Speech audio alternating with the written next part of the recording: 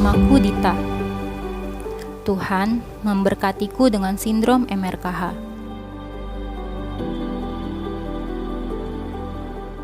Sebuah sindrom yang membuatku tidak bisa hamil dan tidak bisa melahirkan karena tidak haid dan memiliki saluran vagina yang pendek.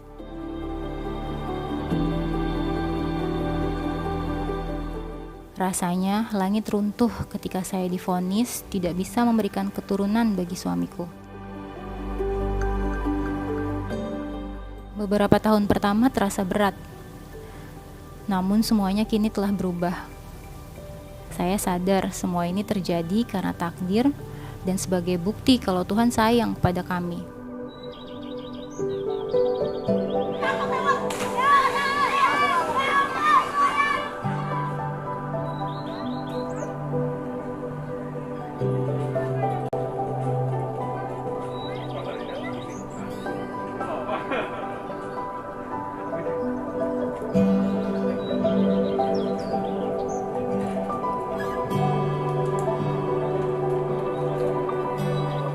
Saya Dita Anggriani, usia saya sekarang 29 tahun.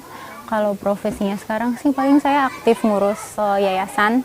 Ada Yayasan Laskar Bintang, Rumah Anak Bumi, sama ini ada unit usahanya juga di kedai RAB, kedai kopi gitu. Masa kecil sih saya lebih ke pendiam kali ya, emang keluarga lebih kenalnya tuh saya orang yang pendiam gitu kan.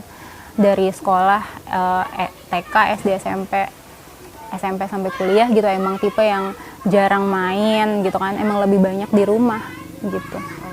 Kalau didikan orang tua lebih ke, kalau ayah saya sendiri sih dia lebih yang ke agak keras, mungkin karena darah Sumatera kali ya, lebih ke anak perempuannya itu yang lebih tegas gitu, makanya itu saya jarang main gitu kan, emang lebih ke yang anak rumahan banget. Karena kalau jam berapa belum pulang pasti udah langsung heboh ya, nelfon-nelfonin.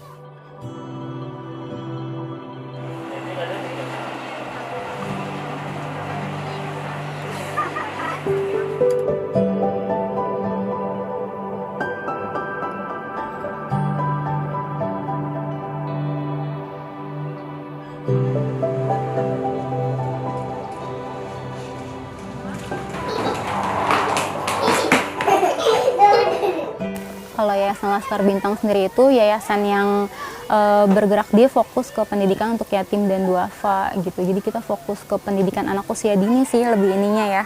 Karena yang aktif sebelumnya itu aktif di Yayasan Laskar Bintang itu buka PAUD gratis untuk anak-anak sekitaran Desa Cikuda di Parung Panjang gitu. Sebenarnya Rumah Anak Bumi ini juga dari 2014. Nah, cuma kita baru ketemu Om Ridwan itu di 2019 akhir lah. Makanya sampai hari ini ngerintis bareng Rumah Anak Bumi. Kalau Laskar Bintang itu lebih ke yayasan sosial untuk yatim dan duafa, tapi kalau Rumah Anak Bumi ini sama dia di bawah yayasan juga, di bawah naungan yayasan, cuma lebih ke sosial kreatif gitu, ekonomi kreatif. Kalau sosialnya kita ngasih pelatihan kayak anak-anak, pelatihan ada kelas bahasa Inggris, pelatihan melukis, pelatihan merajut, ada relawan-relawan yang mengajarnya gitu. Kalau ekonomi kreatifnya kita ada unit usaha yang kedai kopi ini, kedai RAB, sama ada sablon, unit usaha sablon itu yang baru mulai gitu.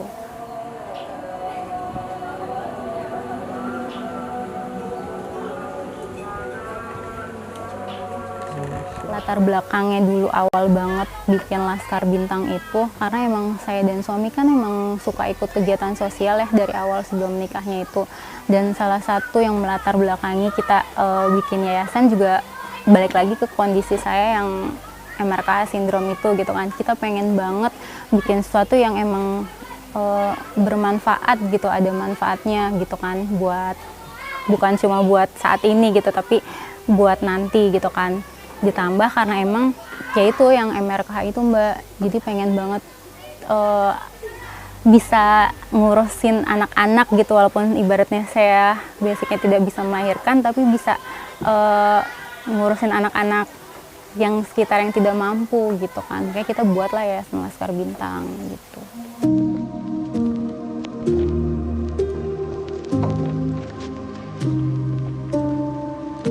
Sindrom MRKH itu sindrom bawaan dari lahir. Jadi sebenarnya bukan penyakit sih itu ya, karena sindrom kayak kelainan bawaan lahir aja sih. Kalau MRKH sendiri itu kan Mayer Rokitansky Hauser. Jadi sebenarnya itu nama penemunya sindrom MRKH ada 4 orang, Mayer Rokitansky Hauser gitu. Jadi sindrom bawaan dari lahir di mana organ reproduksi perempuan itu tidak berkembang gitu, atau bahkan sama sekali tidak ada gitu. Jadi si rahimnya itu tidak ada. Biasanya kan perempuan justru ada rahim ya, dan ini yang memiliki sindrom MRKH dia tidak memiliki rahim dari lahir gitu.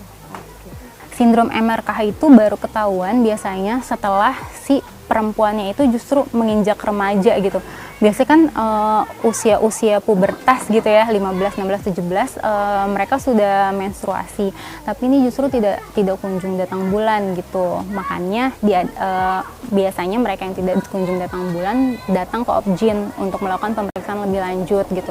Ada pemeriksaan ininya lah, tahapannya sampai akhirnya didiagnosa MRKH gitu kan. Sampai sekarang pun dokter-dokter belum ada yang tahu gitu penyebab utamanya apa. Cuma memang katanya pada saat si anak perempuan ini masih di dalam janin ibunya, umumnya itu kan bayi janin bertumbuh gitu ya, dikasih organ lengkap, tangan, mata, kaki, semuanya berkembang. Nah cuma di satu ini, di organ reproduksinya ini dia tidak berkembang gitu. Waktu awalnya kan emang karena saya periksa itu karena belum menstruasi itu ya, jadi 19 sampai 19 tahun tuh saya belum datang menstruasi gitu kan. Jadi akhirnya saya memberanikan diri tuh datang ke dokter Obgyn gitu. Jadi umur 19 tahun. Waktu itu belum MRKH, bilangnya dokter RSCM itu mendiagnosanya itu agenesis uteri atau agenesis vagina. MRKH tuh masih belum familiar. MRKH itu baru saya tahu 2014-an ya. Itu pun karena saya browsing jadi nemu ada komunitas yayasan gitu sih, Beautiful You MRKH Foundation di Amerika. Nah, saya samakan tuh kayak kondisi-kondisi mereka kok sama gitu, kayak saya tidak menstruasi, terus rahim tidak berkembang atau bahkan sama sekali tidak ada gitu. Saluran vaginanya pendek gitu, terus pokoknya rincian-rincian itu saya samakan, oh mungkin ini ya gitu kan yang dimaksud dokter gitu. Akhirnya saya balik lagi ke RSCM, dokter RSCM, baru emang dokter menjelaskan bahwa agenesis uteri atau agenesis vagina itu memang sama disebut dengan MRKH syndrome gitu. Jadi tadi selain MRKH syndrome tuh selain dia rahimnya tidak berkembang, biasanya saluran vagina itu juga pendek atau tidak ada sama sekali gitu kan. Kalau biasanya mereka dokter itu menyarankan untuk pertama operasi gitu, operasi pembuatan saluran vagina untuk mengembalikan fungsi seksualnya ya. Atau yang kedua kalau tidak operasi dia bisa untuk melakukan dilatasi mandiri. Ada namanya dilator, pakai alat gitu kan, alat dilator gitu. Jadi kalau tidak operasi dia bisa melakukan dilatasi mandiri sendiri gitu, tapi atas saran atau petunjuk dokter gitu. Awal diagnosa pada saat mengetahui itu ya 2011 itu apa ya, hancur banget sih Mbak.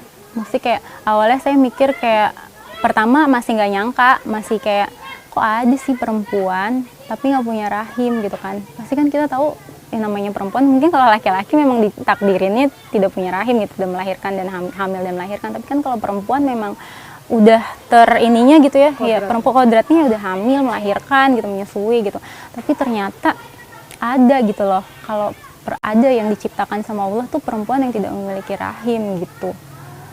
Pada saat itu awal waktu itu masih mikir kok kenapa saya, itu sih mikirnya, kok kenapa dari sekian banyak wanita, berarti jangan kan di Indonesia, maksudnya di dunia gitu, lah kenapa gue yang kepilih punya sindrom ini gitu. Tapi akhirnya seiring berjalannya waktu berusaha buat nerima keadaan gitu sih.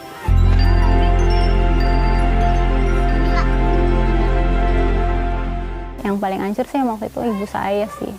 Justru pas saya kasih hasil diagnosa itu, saya nangisnya udah sebelumnya kan nih, keluar dari ruang pemeriksaan saya udah habis tuh, udah nangis. Nah justru pas di rumah ngasih tahu ke ibu saya, justru saya nggak bisa nangis depan beliau, justru beliau yang malah lebih ini gitu kan, sampai pikir ya udah nggak apa-apa rahim mama aja buat Dita gitu, bisa nggak kayak sampai segitunya gitu. Cuma kan karena di Indonesia kan untuk transplantasi rahim itu kan masih penelitian, belum ada yang dilakukan untuk transplantasi rahim, kecuali di luar ya, di India, di luar negeri udah ada gitu.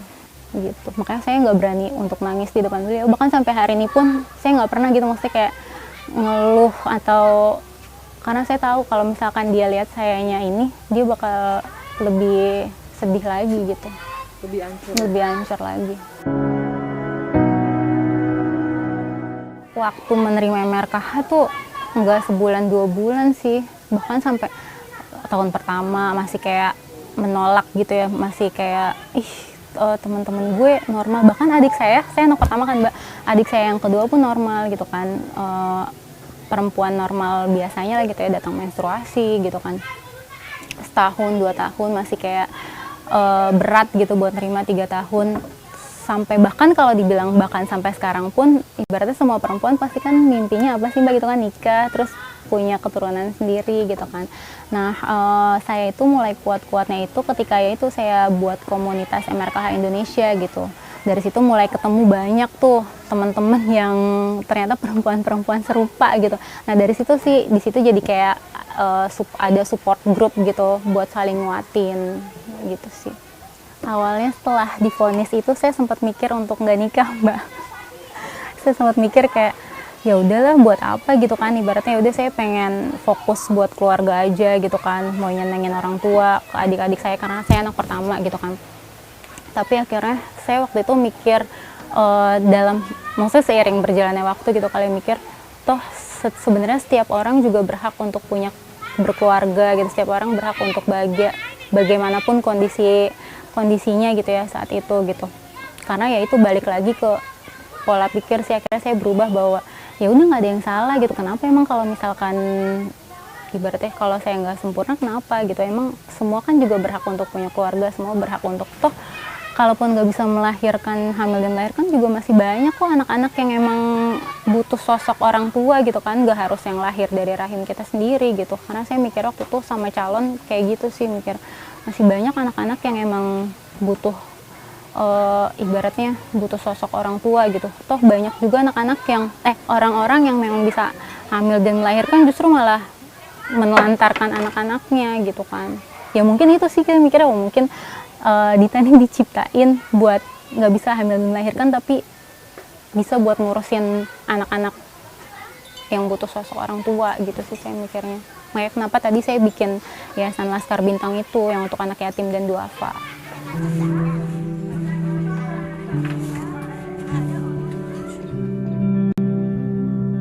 Udah 5 tahun setelah pernikahan, alhamdulillah saya dapat 1 anak perempuan gitu kan. Angkat anak. Ada yang memang karena faktor ekonomi ya, orang tuanya melahirkan tapi tidak punya biaya gitu, karena daripada anaknya, mungkin dia mikir daripada anaknya terlantar atau gimana, akhirnya dipercayakan untuk saya dan suami yang mengurusi gitu. Dari lahir. Namanya siapa Mbak? Namanya Starla Kiana Senja, Kiana panggilannya. Starla itu apa? Starla bintang ya, maksudnya bintang. Kalau Kiana itu artinya berkah Tuhan, berkah. Jadi saya dan suami berharap dengan kelahirannya dia memang menjadi berkah gitu, bukan hanya berkah buat kita berdua tapi juga buat sekitarnya gitu. Kalau Senja karena dia lahirnya sore hari. Kiana tuh apa ya, saya dulu mikirnya mungkin nggak setiap perempuan bisa hamil dan melahirkan gitu ya Mbak, tapi setiap perempuan itu pasti bisa jadi ibu gitu ya, bukan secara ibu biologis gitu kan. Jadi kalau Kiana itu saya nganggapnya dia mungkin nggak lahir dari rahim saya gitu, tapi dia lahir dari, kalau ngomongin saya sedih kayak gitu sih, mesti Kiana itu mungkin nggak lahir dari rahim saya gitu, tapi dia lahir dari hati saya gitu kan. Dia emang sesuai namanya gitu, Kiana emang berkahnya Allah gitu buat saya dan suami gitu kan. Dikasih anak yang pintar, yang cerdas gitu kan. Tapi bahkan sampai hari ini sih saya tidak memutus komunikasi dengan orang tuanya gitu, karena emang dari awal saya dan suami berpikiran bahwa anak itu titipan ya Mbak. meskipun kita yang melahirkan, meskipun itu anak biologis, kita tetap itu titipan kan, bukan punya kita gitu kan, termasuk ke Kiana gitu. Sorry nih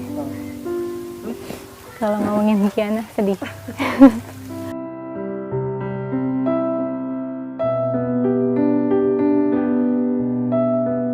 Karena saya dan suami emang dari awal komitmennya gitu, apapun yang emang, kalaupun emang Kiana suatu saat gitu ya diambil lagi, ya udah emang itu bukan punya kita gitu ya, itu emang titipan. Tapi biasanya kan kalau anak itu tahu gitu ya Mbak, maksudnya saya nggak akan takut gitu Kiana ntar ngelupain saya atau enggak gitu, karena dia kan pasti tahu dari kecil, dari merah bundanya tuh siapa gitu kan. Karena saya juga ngejelasin kalau ini bunda gitu, kalau misalkan lagi komunikasi sama ibunya juga suka saya jelasin ini mama ya gitu, ini mama gitu, kalau ini bunda gitu. Saya juga pasti akan jelasin ke Kiana gitu kalau ini mama yang lahirin gitu, kalau bunda yang ngurusin Kiana gitu dari kecil. Tapi mungkin nanti ya ketika dia udah paham gitu kan.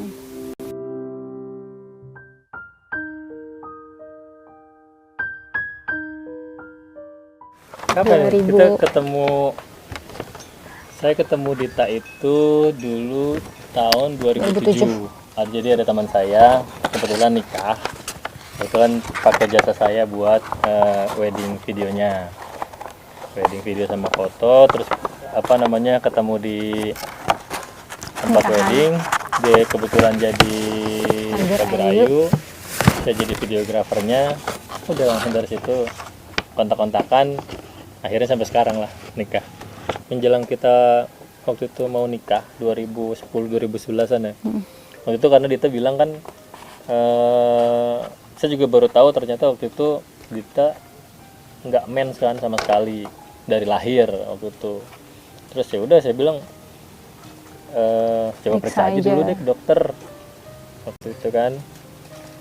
2010 apa 2011? 2011. Jadi Ya, dari 2011. awal dekat emang saya nggak pernah bilang. Iya, Kalau saya baru terakhir-akhir 2011 itu aja baru bilang. Akhirnya ngecek ke dokter, akhirnya tahu lah keadaannya, yang soal agenesis vagina itu.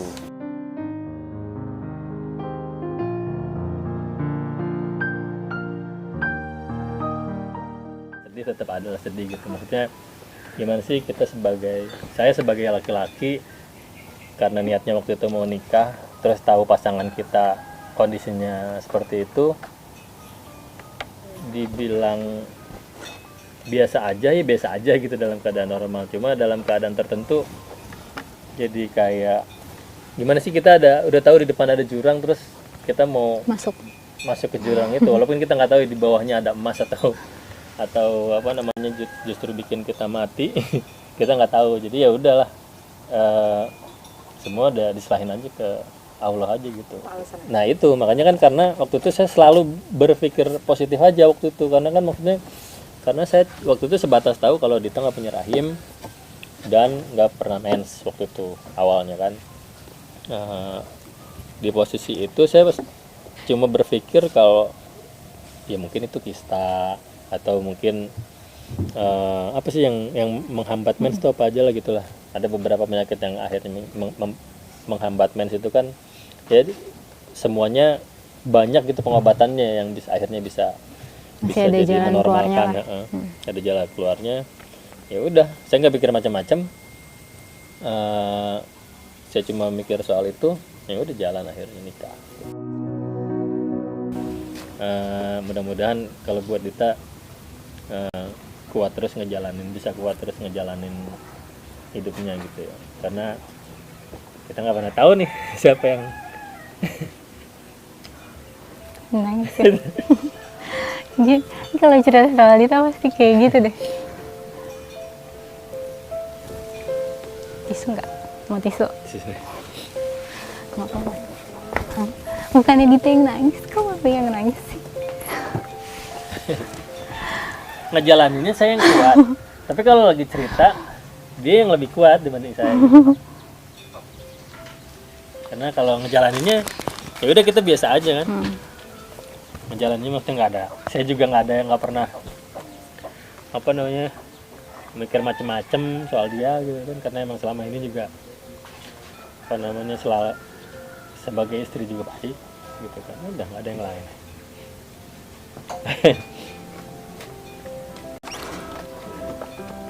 Jadi gitu sih kurang lebih kalau soal Dita.